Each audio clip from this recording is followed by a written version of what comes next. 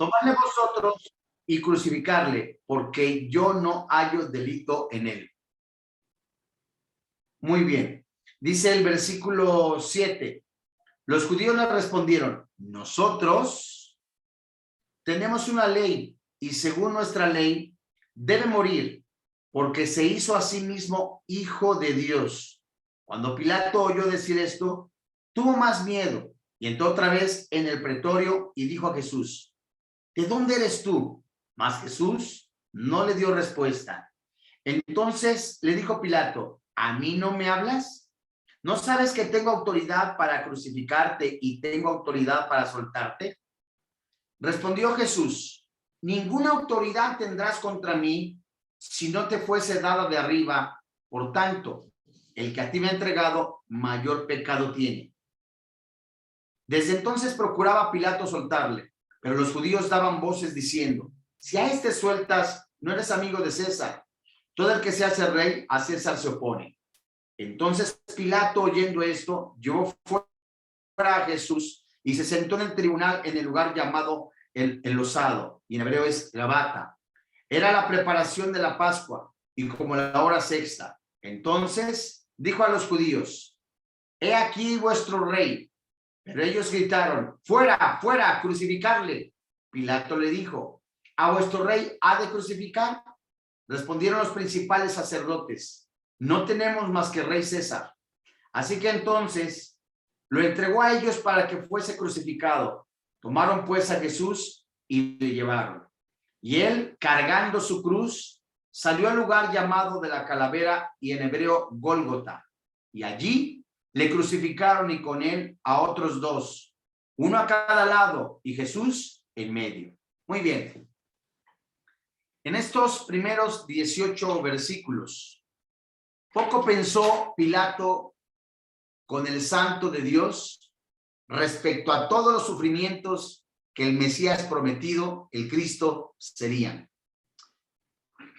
Podemos ver y considerar al hablar y los mejores grandes hombres, al que se ha sacrificado o ayunado como lo hizo Gandhi, u otros tantos que la historia marca que se mencionan como grandes hombres dentro de la historia mundial. Pero nuestro Señor Jesús salió dispuesto a ser expuesto a la burla, al escarnio, a la crítica, a la calumnia. Y bueno es para todos los que estamos viendo ya en este 2022 el sufrimiento, la muerte cruenta, las calumnias del Señor Jesucristo.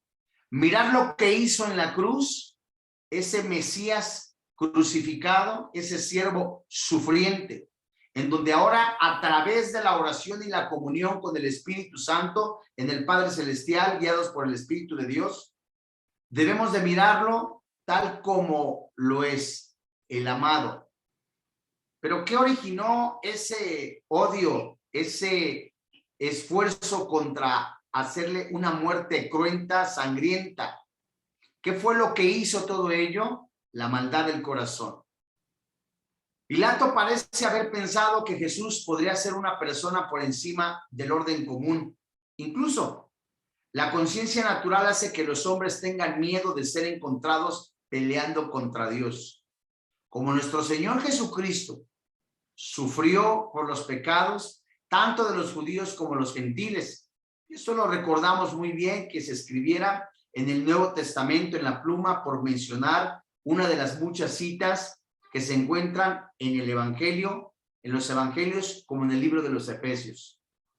Como nuestro Señor Jesucristo sufrió por los pecados, tanto de judíos como gentiles, fue una parte esencial del consejo de la sabiduría divina que los judíos primero se propusieran su muerte y los gentiles llevan a cabo su propósito. Si Cristo hubiera sido rechazado así por los hombres, para siempre por Dios, ahora el Hijo del Hombre fue entregado en manos de hombres malvadas, irrazonables, injustas, crueles, atestadas de pecado, odio por la verdad. Él fue sacado por nosotros para que pudiésemos escapar. Fue clavado en la cruz como un sacrificio atado al altar, tal como se menciona en Romanos capítulo 3, versículos 24, 25 y 26. Justificado. Fue el sacrificio expiatorio, propiciatorio. Él fue el propiciatorio y la propiciación. Fue quien Dios lo puso. Y si recordamos también en Filipenses capítulo 3, capítulo 2, en donde se nos enseña claramente el sentir que debe de haber en los cristianos, el tal como fue en el Señor Jesucristo, que se despojó, que se humilló, que fue obediente hasta la muerte y muerte de cruz. Al ver el Evangelio de Juan desde el versículo 1, capítulo 19, versículo 1 hasta el versículo 42, vemos cómo la escritura se cumplió, que no murió en un altar de sacrificios, sino entre los criminales sacrificados a la justicia pública, exhibido. Y ahora podemos hacer una pausa, mis amados hermanos en la fe, en donde debemos de mirar con fe al Señor Jesucristo, con ojos espirituales, tal como menciona el libro de los Hebreos en el capítulo 13, puestos los ojos en Jesús, el autor y consumador de la fe. El que comenzó la fe, la termina.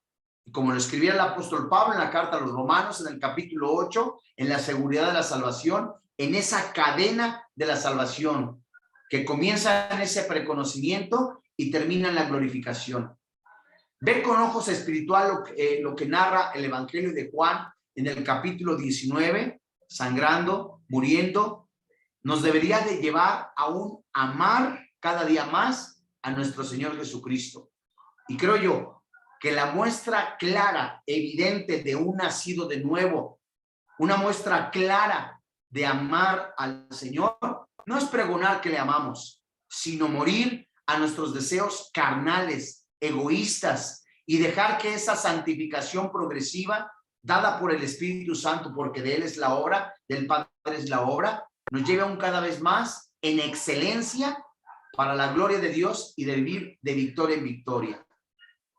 Si hemos visto a través de estos pasajes, o vamos a estudiar estos pasajes, ese dolor, esa angustia, que el limpio, el puro, se hizo pecado, no pecador, vemos de nuevo que esa escritura se cumple. Vemos claramente cómo la justicia se cumple. Fue una vez más en donde nosotros vemos en este pasaje claramente el propósito de Dios para la humanidad en la persona del Señor Jesucristo. La redención, la justificación, la santificación, todo ello que forma tal como lo escribiera el apóstol Pablo en la carta a los Romanos, en el capítulo 12, versículo 1, en las misericordias de Dios. Ese ruego tan grande que sale de las entrañas del apóstol Pablo a sus lectores en la carta a los Romanos, diciéndoles: os ruego por las misericordias de Dios que presentéis vuestro cuerpo en sacrificio vivo, santo, agradable delante de Dios. Que no nos conformemos a lo que el mundo ofrece, que no nos dejemos moldear a lo que el mundo ofrece, como lo hiciera Satanás a Jesús, como lo hizo, ¿verdad?, Satanás a Eva, y que Jesús no cayó en tal contradicción ni en tal tentación, sino que nos armemos de ese pensamiento tal como lo menciona el apóstol Pedro en su primer carta en el capítulo 4. Él para padecer, nosotros para morir a nuestro yo y para la gloria de Dios. Veamos pues de manera panorámica en el capítulo 19, en esta primera sección, el versículo 1, donde vemos pues: así que entonces tomó Pilato a Jesús y le azotó. Al parecer Pilato azotó a Jesús, como dijeran algunos cronistas en sus relatos con relación y en relación al Evangelio de Juan, usando una estrategia para poderlo dejar en libertad. Esperaba así que los judíos ocurridos fueran apaciguados y que la lástima ante tal sufrimiento de Jesús pues despertara en el pueblo el deseo de pedir: ya no lo azoten más. Pero recordemos que el azotamiento era un acto horrible, cruel, sanguinario, en el que la víctima era despojada de toda su ropa. Estoy hablando y estoy diciendo completamente desnudo. Y para las víctimas que no resultaron ciudadanos romanos, el instrumento predilecto era una empuñadura de madera de la cual colgaban varias tiras de cuero que en la punta tenían pedazos de metal o hueso. La flagelación era tan salvaje que muchas víctimas morían en el instante. El cuerpo era despedazado o lacerado a tal extremo que eran los músculos, las venas y huesos podían quedar completamente expuestos. Y esta clase de azotamiento precedía con frecuencia a la ejecución con el fin de debilitar, degradar a la víctima, a tal punto que si no moría, en muchos casos se despojaba de toda dignidad humana. Tal como quiero leer Isaías 53, versículo 5, les suplico que lo apunte y después lo busque, en donde dice, mas él herido fue por nuestras transgresiones, nuestras rebeliones, como apuntan algunas versiones, molido por nuestros pecados, el castigo de nuestra paz fue sobre él, y por su llaga fuimos nosotros curados. Se refiere al pecado. Ahora veamos el versículo 2, como terminando el versículo 1, cómo tajantemente nos deja ver el Espíritu Santo. ¿Qué si Pilato lo hubiera soltado? ¿Qué si las personas hubieran accedido completamente a dejar en libertad al Mesías prometido? La palabra de Dios no se hubiera cumplido. Pero en ese preconocimiento de Dios, en esa omnisciencia de Dios, en esa soberanía de Dios, desde antes de la fundación del mundo, Dios sabía que el hombre iba a caer. Desde antes de la fundación del mundo, Efesios 1 y 2, Dios había elegido a sus llamados para salvarlos, santificarlos, justificarlos. Y de esa misma manera, ya el Padre, el Hijo, el Espíritu Santo sabían de antemano de la necesidad de un Salvador. Y veamos pues cómo ese sufrimiento que llevó completamente, que Él llevó nuestro pecado, nos muestra esa manera tan amorosa y tan grande del Mesías prometido que se puso en nuestro lugar. Bien, pues, leamos el versículo 2 y dice la Biblia. Y los soldados trajeron una corona de espinas y la pusieron sobre su cabeza y le vistieron con un manto de púrpura. Muy bien. ¿Cómo era la corona de espinas? Esa corona se elaboró con ramas. Algunos historiadores mencionan que apuntaban más o menos a lo que es una regla que usted y yo usamos, ¿verdad? Para la tarea, para la escuela, para subrayar la Biblia o los apuntes, que era con ramas puntiagudas de hasta 30 centímetros de largo. Muy pertinentes, alguna palma datilera, el fruto que se conoce de Oriente. Con ellas hicieron una especie de imitación de coronas radiantes que portaban reyes orientales.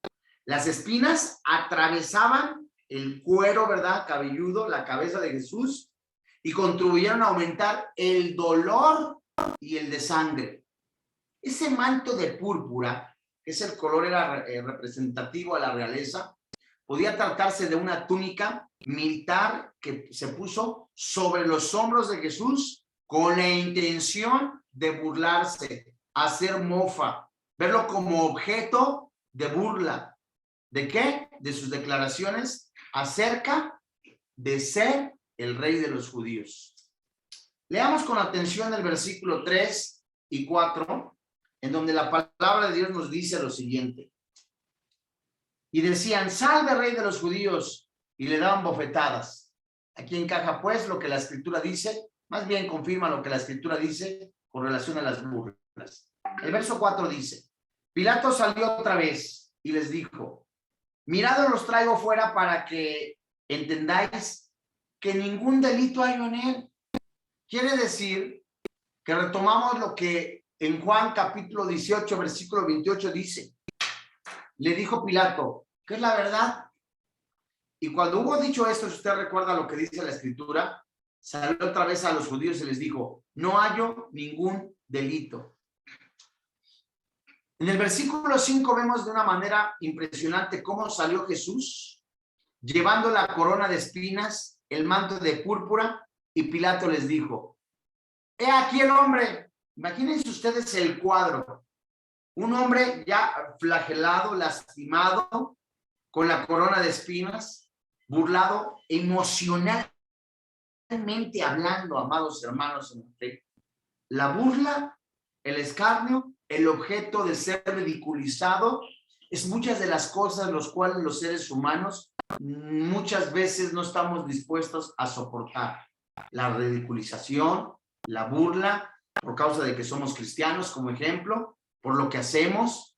Pero acá vamos más profundo. ¿Cuánto soportó el Hijo de Dios, el Mesías prometido, el siervo sufriente? Esa burla, las escupitinas, el estar escuchando como si fueran taladros, salve, rey de los judíos. Por otra parte, el dolor de la flagelación, el dolor de la corona. Hermanos, y el habérsele pegado inclusive, algunos historiadores mencionan ese manto rojo, ¿verdad? Esa capa roja, porque estaba casi a flor de piel. Y luego exhibirlo públicamente, en donde Pilato dice, aquí está el hombre. Pilato es una presentación dramática de Jesús después del trato cruento que recibió en manos de sus soldados. Y Jesús tendría ese momento un aspecto hinchado, molido, ensangrentado, que tipifica lo que hace el pecado, destruye. Pilato mostró a Jesús como una figura apaleada, lastimera, con la esperanza de inclinar, ¿qué? La opinión de las personas hacia soltar a Jesús. La frase de Pilato está llena de sarcasmo, porque él quiso demostrar a las autoridades judías que Jesús no era un malhechor peligroso, como se le había dado a entender. Mis amados hermanos en la fe, vamos a leer el versículo 6. Cuando le vieron los principales sacerdotes, los alguaciles, dieron voces diciendo, crucifícale, crucifícale. Pilato les dijo, pues tómale vosotros y crucifíquenle, porque yo, otra vez, no hay delito en él. Vemos el corazón cruel del hombre. Aquí puede notarse precisamente, perdónenme la expresión, el asco, la indignación de Pilato ante el encarnizamiento de los judíos hacia Jesús. ¿Qué ocurre con esta sociedad? ¿Qué ocurre con un mundo que ve ante los ojos físicos, aparentemente, la piedad, ¿verdad? Porque están cegados sus ojos, están oscurecidos, son ajenos de la vida. Efesios capítulo 4, verso 18, y capítulo 2, verso 18, y versículos 1 en adelante hasta el 3, impresionantemente, la putrefacción del corazón llena de pecado y la misericordia de Dios, ese Dios que se manifestó en carne, esa gloria de Dios se manifestó en carne, muriendo, padeciendo por causa de nuestro pecado. Dice el versículo 7 que los judíos respondieron, nosotros tenemos una ley y según nuestra ley debe morir, porque él se hizo a sí mismo Dios. Debemos recordar tantos pasajes porque es la referencia probable donde se menciona Levítico capítulo 26, verso 16, pero en relación a la blasfema que ellos pudieran citar de la acusación de una persona que se desea hacer Dios, debería de ser muerto. Y si recordamos Juan capítulo 5, versículo 18, sí, Juan 5, 18, donde dice, por esto los judíos procuraban matarle, porque no solo quebrantaba, según ellos, el día de reposo, sino que según ellos, también se hacía decir Dios como su propio Padre, haciéndose igual a ellos, como se menciona también en Juan capítulo 8, verso 58, en donde parafraseo, que él tiene el diálogo de después de que le piden señales, dice, bueno, si él es hijo, nosotros no somos hijos de fornicación, aparte groseros, porque como ya no estaba físicamente José, creían, ¿verdad? Pensaban en su parecer negro y oscuro, que Jesús venía de otra relación, y él mencionaba, mi Padre es el Padre Celestial, si si vuestro padre de verdad fuera Dios, si vuestro padre fuera Abraham, refiriéndose a la fe, las obras de arrepentimiento harías, añado. Muy bien, cuando nosotros vemos el versículo 9, donde dice que entró otra vez en el pretorio, a manera de palacio, y dijo a Jesús, ¿de dónde eres tú? Mas Jesús no le respondió. Pilato mostró cierto interés en los orígenes de Jesús. Su mente supersticiosa se preguntaba, ¿con qué clase de persona me estoy metiendo? O sea, prácticamente era morbo. ¿Quién es este? O sea, tanta multitud de gente que lo quiere matar, que quiere matarlo a él. ¿Quién es este? Pero no era más que morbo. Dice el versículo 10, Juan capítulo 19, versículo 10. Entonces le dijo Pilato, ¿a mí no me hablas? ¿No sabes que tengo autoridad para crucificarle y tengo autoridad para soltarte? Pregunta él, versículo 11. Respondió Jesús, ninguna autoridad tendrás contra mí si no te fuese dada de arriba. Por tanto, el que a ti me ha entregado, mayor pecado tiene. Fíjense ustedes que juntando estos dos versículos 10 y 11, y finalmente en esta sección, no en el bloque, sino en el versículo 11, esta declaración de Jesús indica que ni siquiera la peor maldad imaginable se escapa de la soberanía de Dios. Nada, nada, nada, nada se le escapa a Dios. Ejemplo, no se le escapó la maldad de Pilato. No se le escapó desde antes. No se le escapó la maldad de Caín.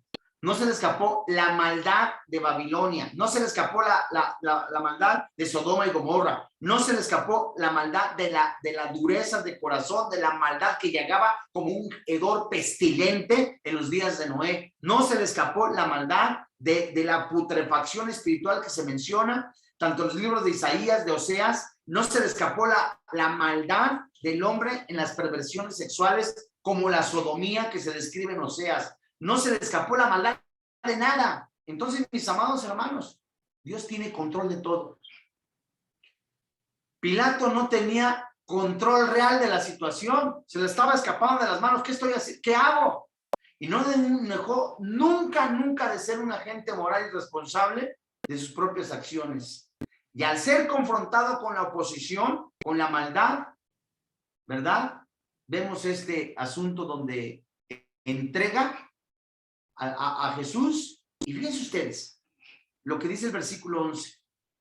Respondió Jesús, ninguna autoridad tendrás contra mí si no te fuese dada arriba, por tanto, el que a ti me ha entregado mayor pecado tiene. Muy bien. Esto podría resucitar por igual a Judas o a Caifás, en vista de que Caifás tuvo una participación activa en el complot contra Jesús y presidió sobre el Sanedrín. Y la referencia puede aplicarse más en todo a él. Fíjate, te voy a leer Juan 18:30, en donde esa multitud, bueno, ese grupo respondieron y le dijeron, si este no fuera malhechor, no te lo hubiéramos traído. Insistentemente, Juan 18, que te acabo de leer, verso 30, insistían, que es un malhechor. Bueno, Juan 8 estaba mencionándole qué demonio tenía, que por el príncipe de los demonios echaba fuera demonios. En Mateo menciona también, demonio tienes, o sea, cantidad impresionante que muestra la dureza del corazón y la insistencia de llevarlo a la muerte. Pero muy bien, no olvidemos el pasaje en que se refiere a este punto crítico, que no es la identidad de la persona, sino la culpabilidad correspondiente a un acto deliberado, frío y calculado, como entregar ¿a quién? A Jesús, a Pilato, con acusar falsas acusaciones. Y después de haber visto y oído evidencias abrumadoras en el sentido de que él era el Mesías, el Hijo de Dios, Pilato no había hecho algo así, ¿verdad? Dice el versículo 12. Vamos rapidito. Versículo 12. Desde entonces procuraba Pilato soltarle, pero los judíos daban voces diciendo, si a este sueltas, pues es intimidación, ¿eh? No eres amigo de César. Todo el que se hace rey, a César se opone. Fíjense ustedes, versículo 12. Es muy interesante esto, en el versículo 12. Esta declaración por parte de los judíos está cargada de cierta ironía, porque el odio de los judíos hacia Roma indicaba que ellos también estaban muy lejos de ser amigos de César. No obstante, sabían que Pilato temía a Tiberio César, que era el emperador romano en el tiempo de la crucifixión del Señor Jesucristo, ya que era conocido por sospechar de todos y castigar sin clemencia. Pilato ya había creado algunas revueltas en Palestina con ciertos actos imprudentes que encolerizaban a los judíos, así que estaba bajo el escrutinio de Roma para asegurar que hubiera corregido su ineptitud. Y los judíos, fíjate bien, tal como leímos, lo intimidaban con amenazas de otra revuelta que significara el fin de su poder en Palestina.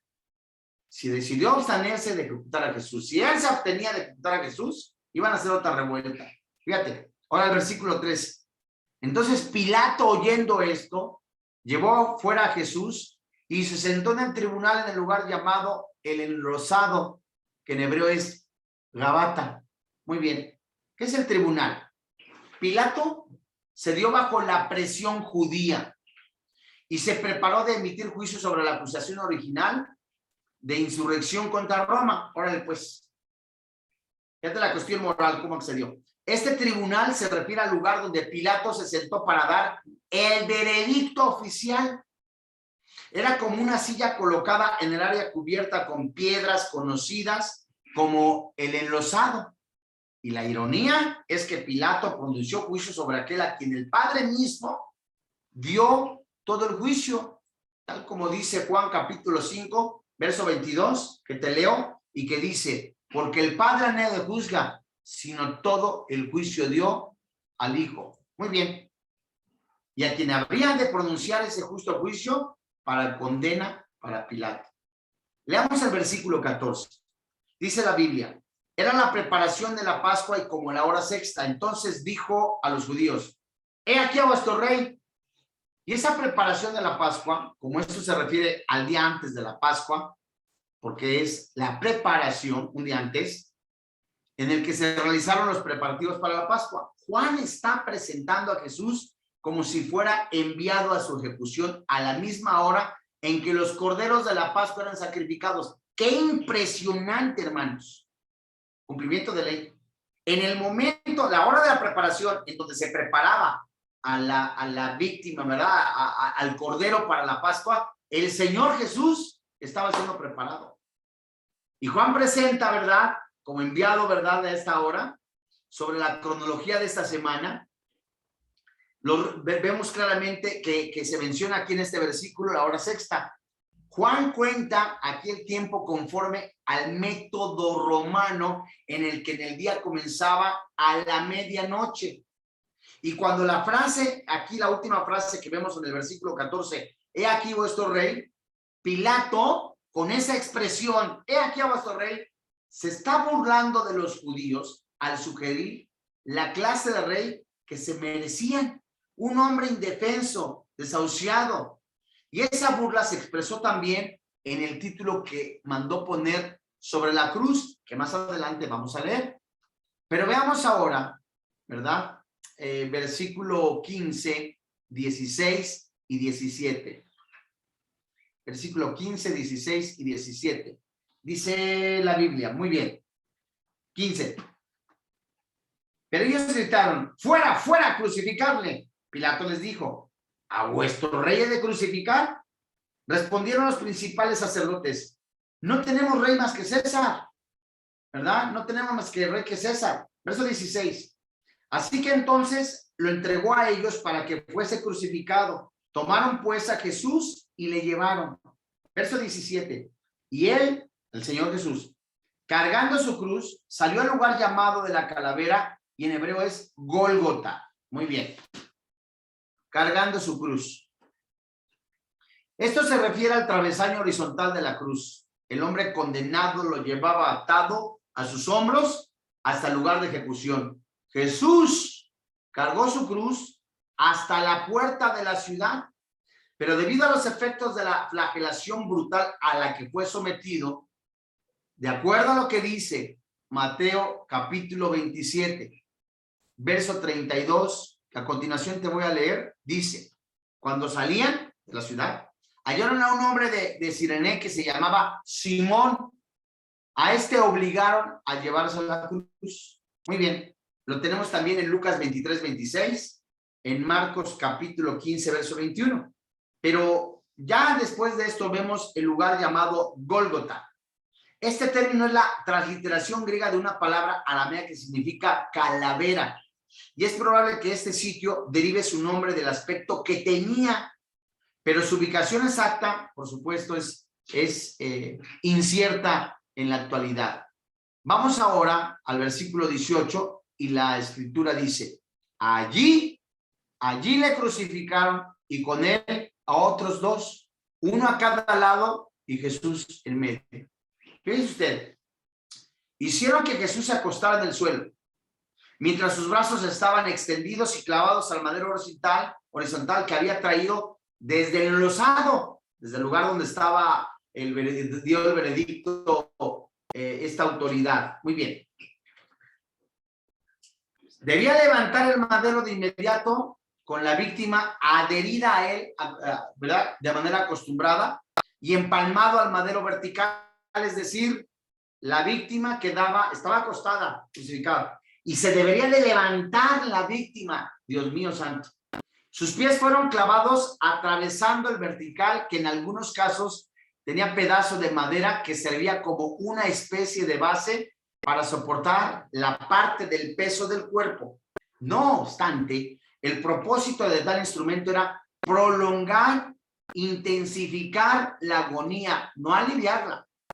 Tras haber sido desvestido, o sea, desnudo, completamente, sin ropa interior, desnudo.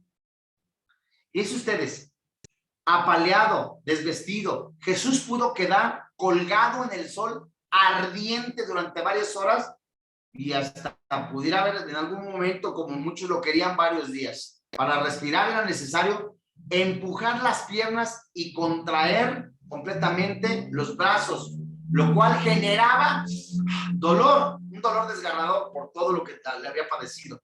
Espasmos musculares agobiantes sacudían todo el cuerpo, tal como dice, te voy a leer Mateo capítulo 27, verso 31. Dice, después de haberle escarnecido, le quitaron el manto, le pusieron sus vestidos y llevaron para crucificarle. Qué impresionante. Dice que había otros dos, el versículo 18. Se describen con la misma palabra que Juan sacó al mencionar a Barrabás y decir guerrilleros completamente llenos de insurrección. Insurrectos, pues. Muy bien.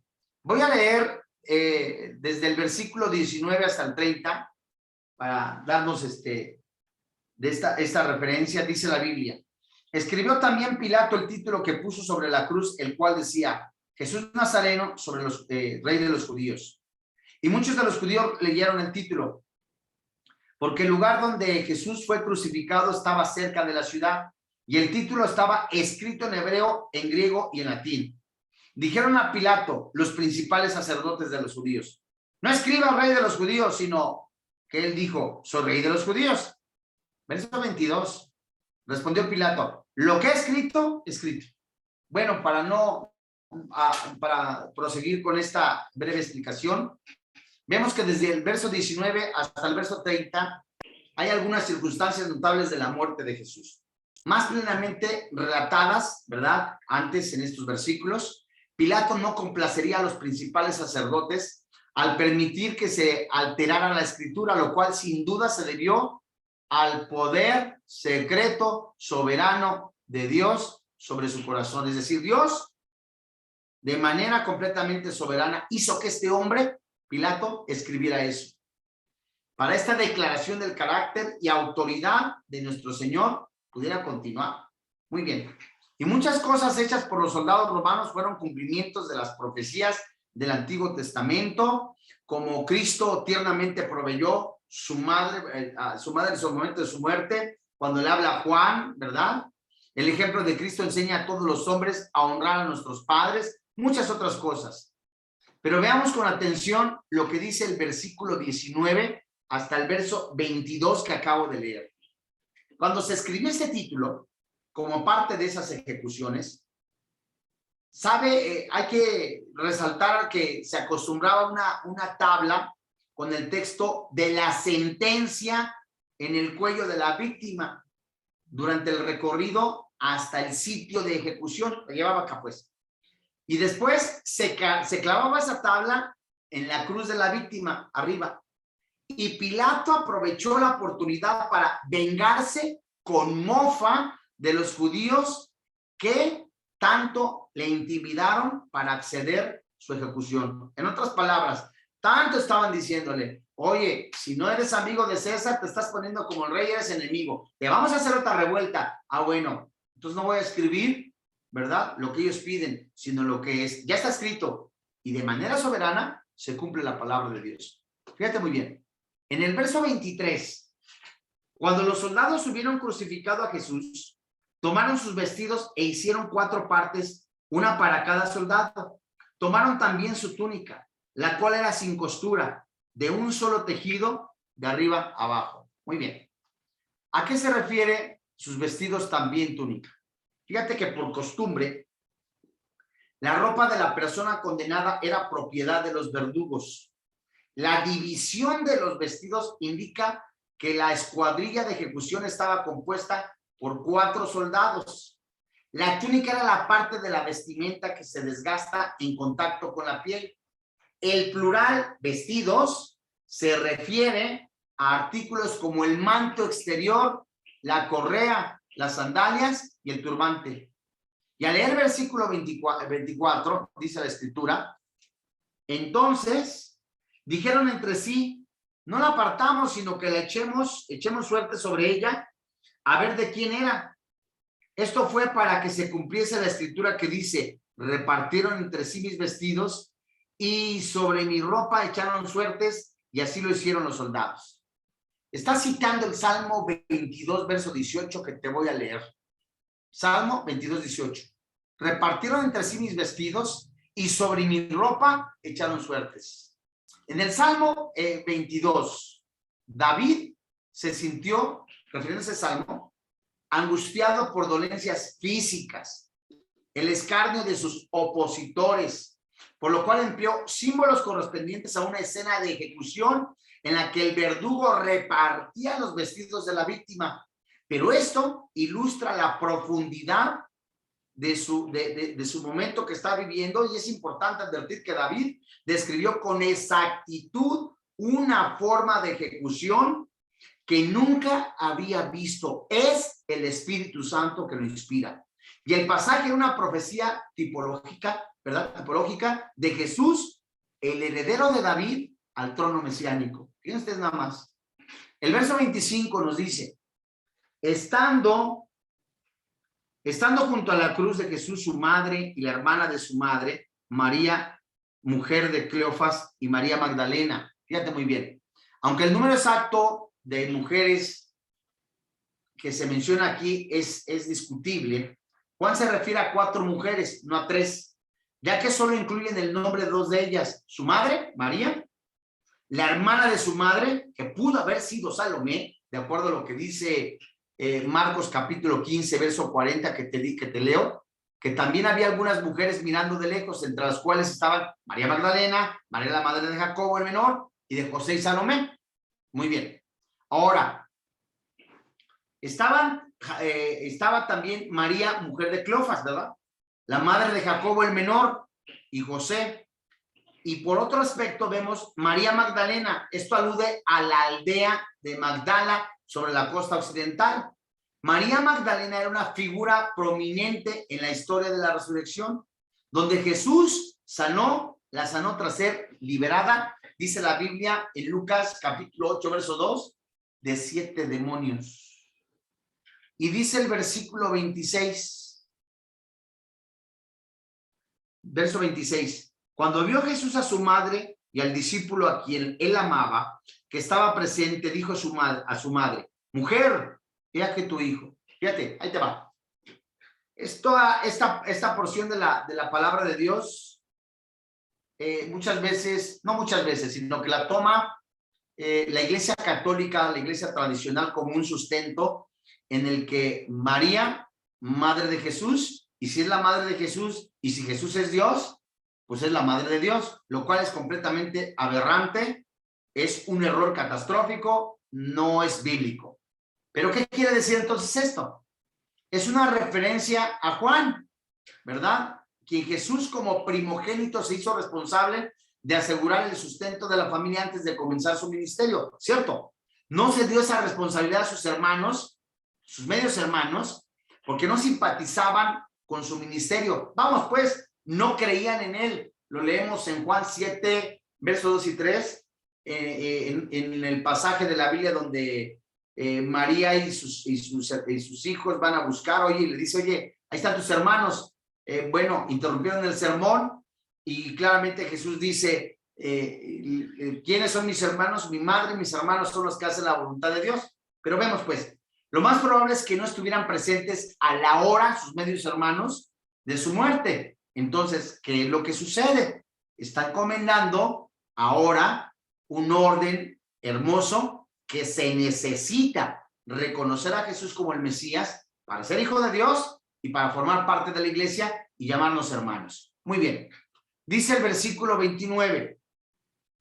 Y estaba allí una vasija llena de vinagre. Entonces ellos empujaron el vinagre con una esponja y poniéndola en un hisopo, la acercaron a la boca. El hisopo es como un cotonetote grandote. Entonces, no debe de confundirse con el vinagre mezclado con hiel que ofrecieron en el camino a la cruz. El propósito de hacerlo era ser insensible al dolor, pero la función de esta bebida, Juan 19:29, era prolongar la vida y aumentar la intensidad de la tortura y el dolor. Era un vino agrio, barato, que los soldados utilizaban. Y esta palabra evoca el Salmo 69:21, donde dice, te lo leo, Salmo 69:21. Me pusieron además hiel por comida, y en mi sed me dieron a beber vinagre. Fíjense ustedes, en la Septuaginta es el mismo término griego. El hisopo es una planta pequeña que al secarse es ideal para rociar. Pero qué interesante que esto, fíjate, amargura, dolor, agrégale burla, tanto dolor. ¿Por qué? ¿Por qué lo aguantó el Señor Jesucristo? Por amor. Pero veamos el versículo 30. Después de todo esto, palabras sublimes. Verso 30. Cuando Jesús hubo tomado el vinagre, dijo, consumado es, amados hermanos en la fe. Y habiendo inclinado la cabeza, entregó el espíritu. Qué impresionante. Esta frase, consumado es, fíjate, cuando leemos Juan, aguántame tantito, Juan capítulo 4, sí, en donde se narra el pasaje de Jesús y la mujer samaritana, en donde se narra Jesús diciendo que su alimento, después de que los discípulos le dicen que comiera, hoy alguien le trajo de comer, se narra, donde él dice, mi verdadera comida es hacer la voluntad del Padre, que aquello que yo inicié, que aquello que yo comience, lo termine. Esto es impresionante. Así como él comienza la salvación, la redención, él la termina. Así como él inició el mandato del Padre Celestial, él lo termina.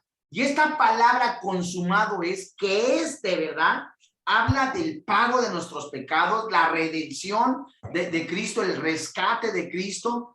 Esta palabra, este verbo comunica la idea de cumplir, ¿qué? Una tarea asignada, un contexto religioso saluda al cumplimiento perfecto de las obligaciones religiosas individuales. Es decir, Jesús cumplió el mandato del Padre Celestial. Y toda la obra de redención quedó completa en este punto. Gracia, llamado interno, justificación, elección, santificación, Dios mío. Y en el futuro, que ya fue hecho, ¿verdad? La glorificación. Esta palabra griega se traduce, la frase consumado es que ha entregado, ¿verdad? Que se ha entregado en los papiros que se utilizaban en aquel tiempo como recibo de impuestos para indicar que se había hecho un pago total. Es decir, tú vas, permíteme la expresión, como si fueras un recibo, el del predio o el de la luz o el del agua, y que te lo sellan. ya fue pagado, ya está hecho, ya no se debe. Entonces, es impresionante que él hizo, no el pago parcial, no un abono a la cuenta para seguir debiendo, hizo el pago total de nuestros pecados pasados, presentes y futuros. Y cuando la frase dice en el versículo 30, entregó el Espíritu, es una señal de que Jesús murió un acto de su propia voluntad. Cuando dice, y se menciona en otros evangelios, en Juan 10, también Juan 10, 17, 18, que se menciona, Padre, en tus manos entrego mi espíritu. Acuérdate, Romanos 3, 25, 24, 25, 26, que Dios lo puso, que él de manera voluntaria se entregó. Filipenses 2, que él se entregó de manera voluntaria. Dios mío, qué amor. Versículo 31. Entonces los judíos, por cuanto era preparación de la Pascua, a fin de que los cuerpos no quedasen en la cruz en el día de reposo, pues aquel día de reposo, acuérdate que el reposo comenzaba desde el viernes, como por las 3 de la tarde. Era gran solemnidad. Rogaron a Pilato que se les quebrasen las piernas y fuesen quitados de allí. Muy bien. Verso 31. Hablamos del viernes, un día antes de la preparación para el día de reposo, y que los cuerpos no quedasen en la cruz en el día de reposo. Es una práctica normal de los romanos, era dejarlos crucificados en la cruz hasta que se murieran, lo cual pudiera tardar más de 3 días, muchos días. Ellos querían ver agonizar, sufrir al condenado. Y es muy interesante que cuando las personas habían sido crucificadas, se descompusieran allí colgadas para que fuera devorado por las aves de rapiña. Y la ley mosaica insistía en todo, en que quedara colgado en un madero, y por lo general después de su ejecución no debería de dejarse allí durante la noche, sino ser enterrado el mismo día, donde dice, te lo leo, Deuteronomio 21, 22, si alguno hubiera cometido algún crimen digno de muerte y lo hicieres morir, lo colgaréis en un madero. Deuteronomio 21, 23. No dejaréis que su cuerpo pase la noche sobre el madero. Sin falta lo enterrarás el mismo día, porque maldito por Dios es el colgado. Y no contaminarás tu tierra que Jehová tu Dios te da por heredad. Muy bien, mis amados hermanos. Leamos ahora versículo 32. Vinieron pues, hasta el 34. Vinieron pues los soldados y quebraron las piernas del primero, no de Jesús, y asimismo al otro que había sido crucificado con él, los que estaban en los extremos. Mas cuando llegaron a Jesús, como le vieron muerto, no le quebraron las piernas.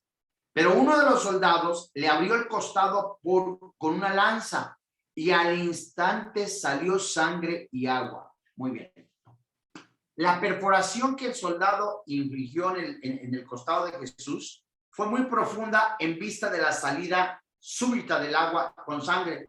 Dicen algunas personas, algunos historiadores, cronistas, que le rompió el pericardio, ¿verdad? Entonces traspasó el corazón de Jesús, la cavidad torácica fue perforada en una sección inferior del diafragma, y en cualquier caso Juan dijo el vertimiento de sangre y agua, para hacer resaltar en el hecho indiscutible de que Jesús había muerto. Dice el versículo 35, mis amados hermanos, y el que lo vio da testimonio, y su testimonio es verdadero, y él sabe que dice verdad, para que vosotros también la creáis. Te voy a leer versos 36 y 37. Porque estas cosas sucedieron para que se cumpliese la escritura. No será quebrado hueso suyo. Y también otra escritura dice, mirarán al que traspasaron. Juan agregó esta cita, apúntale nada más te les voy a mencionar, de Éxodo capítulo 12, verso 46, y Números capítulo 9, verso 12. Fíjate muy bien, donde se establece de manera específica que ningún hueso del Cordero de la Pascua, ¿verdad?, debe de ser quebrado. Qué interesante. Preparación un día antes de la Pascua, y en el momento del sacrificio, ningún hueso del Señor es quebrado. Y puesto que el Nuevo Testamento presenta a Jesús como Cordero de la Pascua, que quita el pecado del mundo, Estos versículos tienen un significado profético y tipológico de una gran importancia, ¿verdad? Entonces, la angustia y la contrición de los judíos en el pasaje de Zacarías, apúntale, Zacarías 13, sí, capítulo 13, verso 7, y Zacarías 13, 7, 11, 4. Muy bien. En donde se ve al pastor herido de Dios. Es una tipología profética del tiempo correspondiente ¿a quién? A la venida del Hijo de Dios, el Mesías, quien al regresar causaría el lamento más profundo de Israel por haber rechazado y matado a su rey. Me refiero a la última frase, ¿verdad? Mirarán al que traspasaron. Vemos ahora el versículo 38, mis amados hermanos. Después de esto, José de Arimatea, quien era discípulo de Jesús, pero secretamente por miedo de los judíos, rogó a Pilato que le permitiese llevarse el cuerpo de Jesús. Y Pilato se lo concedió. Entonces vino y se llevó el cuerpo de Jesús. Muy bien. Este hombre aparece en los 4 evangelios y solo en relación con la sepultura de Jesús. Me refiero a los evangelios sinópticos que relatan que era un miembro del Sanedrín, que era rico y que esperaba el reino de Dios. Juan trató en términos negativos la idea de ser discípulo de Jesús en secreto, pero en vista de que José arriesgó en público su reputación y hasta su vida al pedir el cuerpo de Jesús, Juan lo presentó como un tono más positivo. Pero muy bien, en el verso 39 vemos nosotros a Nicodemo, verso 39. Y también vemos cómo el que había visitado a Jesús, acuérdate Juan capítulo 3, que vino trayendo un compuesto de mirra y de aloes, ¿verdad? Como 100 libras. Esa cifra se deriva de la noción, una noción imprecisa que se emplea en el texto original, porque la mezcla aludía a pesada alrededor de 30 kilogramos, 30 kilos pues, y la mirra era una resina muy fragante y pegajosa, que los judíos pulverizaban y mezclaban con aloe, un polvo derivado de sándalo aromático. El sándalo es un poquito escandaloso. Y los judíos no embalsamaban, sino que realizaban el proceso para contrarrestar la fetidez de la putrefacción. Pero veamos lo que dice con el verso 30, con los lienzos y los lienzos y las especias. 40. Tomaron pues el cuerpo de Jesús y lo envolvieron en lienzos con especias aromáticas, según es costumbre de sepultar entre judíos. Fíjate muy bien. Lo más probable, según algunos anotadores, es que las especies se colocaran a todo lo largo de los lienzos que envolvieron por completo al cuerpo de Jesús, en los lienzos. Y también esparcieron especias debajo del cuerpo y alrededor. Muy interesante. La resina viscosa, es decir, espesa, hacía que los lienzos se adhirieran al cuerpo, como si quedaran pegados. El verso 41 dice la Biblia, vamos más rapidito. Y en el lugar donde se había crucificado había un huerto, y en el huerto un sepulcro nuevo, en el cual aún no había sido puesto ninguno. Verso 42. Allí pues, por causa de la preparación de la Pascua de los judíos, y porque aquel sepulcro estaba cerca, pusieron a Jesús. Juan es el único que alude a la cercanía del huerto al lugar donde Jesús fue crucificado, como ya era casi día de reposo, en el que todo trabajo debía cesar a partir del crepúsculo, alrededor de las 6 de la tarde, como les decía yo, pues. Entonces fue conveniente que la tumba quedara cerca. Juan no menciona a José de Arimatea que rodó la puerta, ¿verdad? Una piedra que tapó por completo la abertura de la tumba, o que María lo hiciera, o que María, la madre de José, viera todo el proceso. Pero sobre el registro de tiempo correspondiente a la muerte y la sepultura de Jesús, por supuesto, nosotros la podemos ver en varios pasajes de la Biblia. Santos, antes de terminar todo eso, vemos y podemos quedarnos horas, días, de verdad, en serio, de ver el sacrificio de Cristo en la cruz, el dolor, la angustia, la burla, la muerte cruenta, todo por amor. Meditemos pues nuestra manera de vivir, que el tiempo que nos quede de vida sean para la gloria de Dios. Pues muy bien, nos queda el tiempo de acuerdo a como nos diga el doctor Alejandro Alducin o como nos indiquen. Hemos visto de manera panorámica el capítulo 19 del Evangelio de Juan.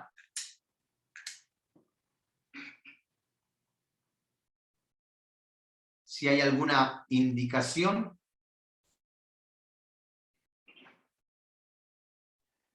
Adelante, Pa, ya está tu micrófono. Si quieres encenderlo nada más.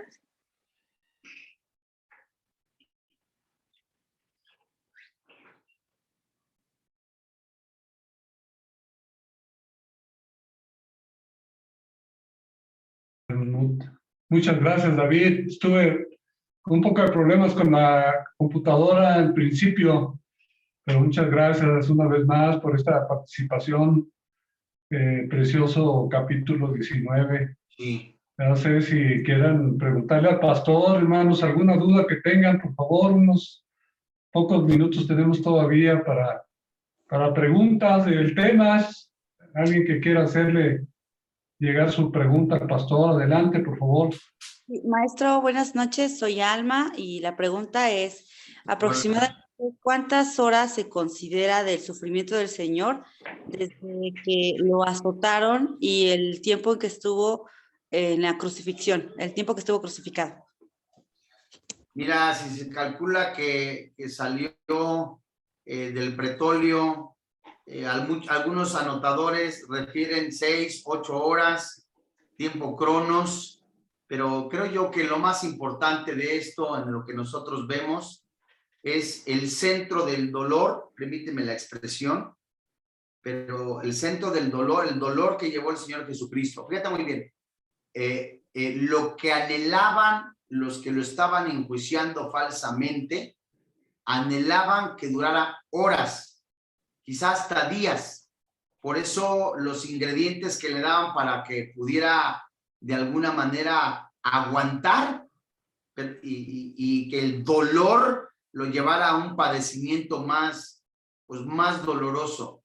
Eso nos hace ver, de veras con todo mi corazón se los digo, qué pasaje tan impresionante, qué muestra de amor del Señor, qué maravilloso, qué esencia. No hay palabras humanas para poder describir cuánto amor. Intelectualmente, se los prometo, yo no lo entiendo.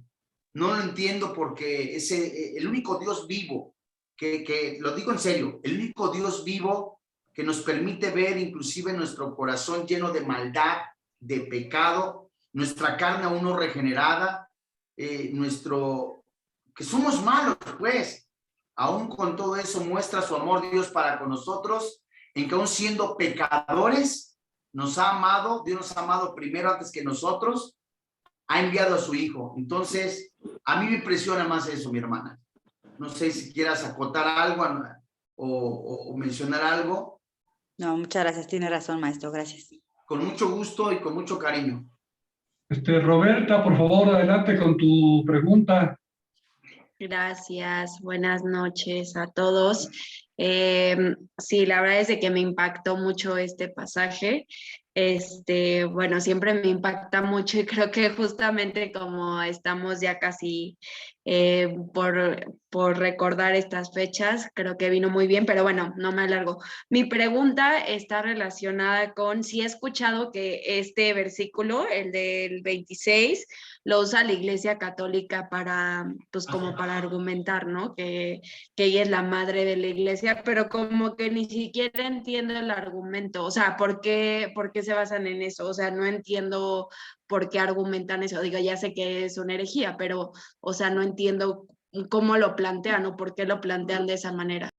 Sí, mira, cuando no se tiene la luz del Evangelio, dice Efesios, cuando no estamos en Cristo, no tenemos ni idea, parafraseo, ajenos de la vida, ajenos de Dios, hijos de ira. Mira, en el tiempo, te voy a dar el sustento que en algún momento yo usé, porque yo aspiré a ser cura y fui muchos años monaguillo y sacristán y yo defendía con hueso colorado y creía yo, decía yo, la Iglesia Católica es la verdadera, porque está desde San Pedro hasta Juan Pablo II. No es cierto.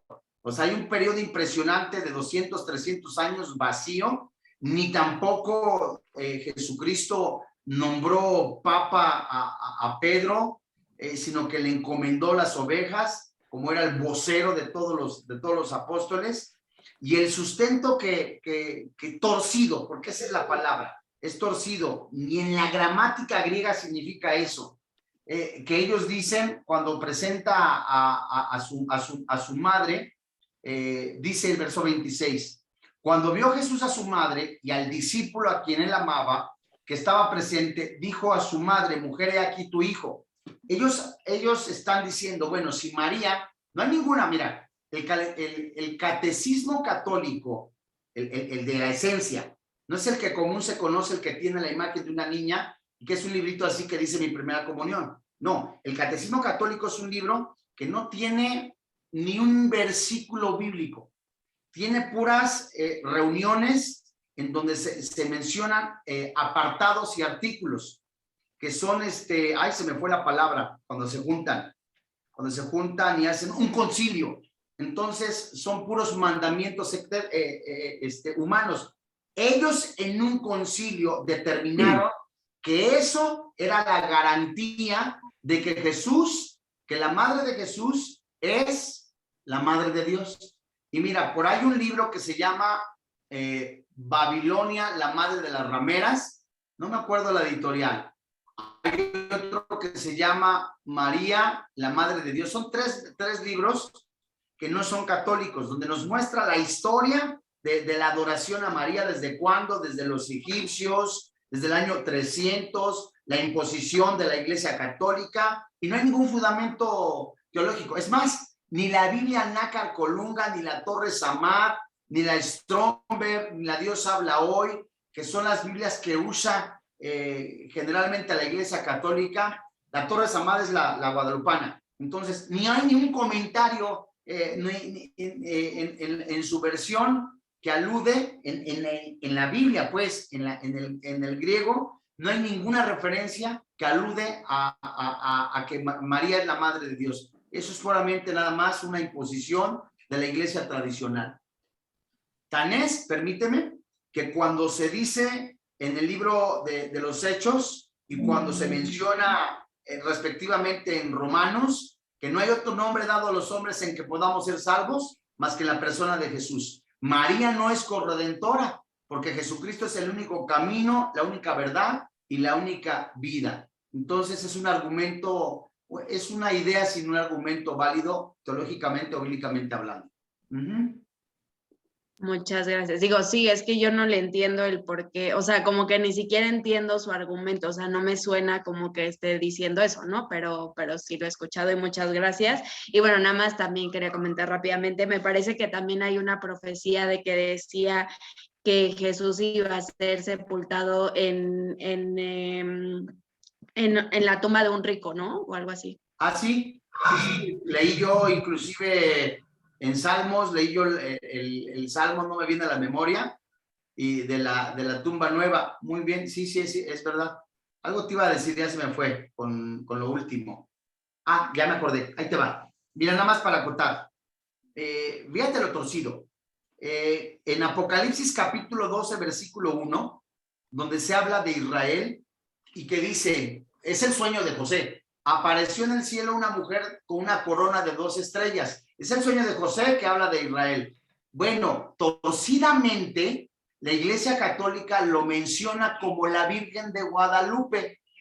O sea, tú ves la Virgen de Guadalupe y tiene el manto con estrellas. Bueno, yo torcidamente lo usaba. O sea, son ideas, doctrinas sin fundamento bíblico, totalmente torcido.